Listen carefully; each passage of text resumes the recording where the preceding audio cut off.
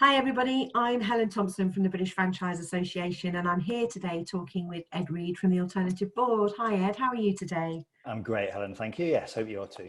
I am great, thank you. Really looking forward to speaking to you because obviously we're offering something new this year and we're really excited by the peer boards, which will be facilitated by the Alternative Board. I just wondered if you could just talk us through what businesses can expect from the peer boards. Sure, it's one of those questions where you think, okay, where to start?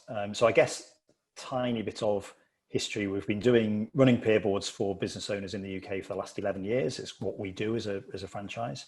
So what business owners can expect is that they'll be sat around a table with about half a dozen other business owners, non-competing, and each one of them in that meeting is going to get about half an hour entirely focused on them and their business, where they get to bring either a challenge they've got or an opportunity they've got, whatever's top of mind for them.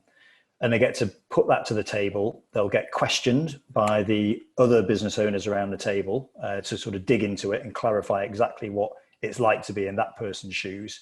And then once that questioning is finished, each of the other business owners around the table will offer that person advice and say, right, Helen, if I was in your shoes, here's what I'd do in this situation based on my own experience or other stuff I've learned. So the idea is that in that particular half hour, that business owner is getting real focus on them and their business, and they're getting genuinely impartial advice from other people who know what it's like to be a business owner. They know the pressures, they know the roller coaster element, the ups and the downs, and they're going to therefore offer advice that's pertinent to that person. Sometimes it might be quite hard hitting, bit of tough love, but it's always going to be offered in a supportive, constructive way.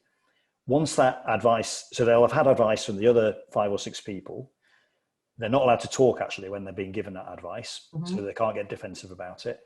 And when they've heard all of it, they've then got to make a commitment to those other people and say, right, before we meet again next month, I'm going to have done this, whatever it is, the particular part of it. So there's some accountability there as well. And we'll kick off the following month's meeting with each of them coming back saying whether they've done what they said they were going to do or not. And I promise you, Helen, it is slightly uncomfortable if all the others around the table have done what they said they were going to do and you're the only person who hasn't. It's a bit of a sweaty palm moment. So what that means is people, they want to avoid that situation. So it means they get on and do stuff, which is the whole point. So that's in a nutshell what to expect. It sounds fascinating, and the thought of, getting that sort of wealth of experience and insight, and like you said, shared experience and maybe even best practices. It just sounds like it's going to be absolutely fascinating. Ed, thank you so much for talking to us today. I really appreciate it. And That's right. We look forward to hearing how they all go. But I'll catch up with you again soon. Yeah, great to see you. Thanks, Helen. Take care.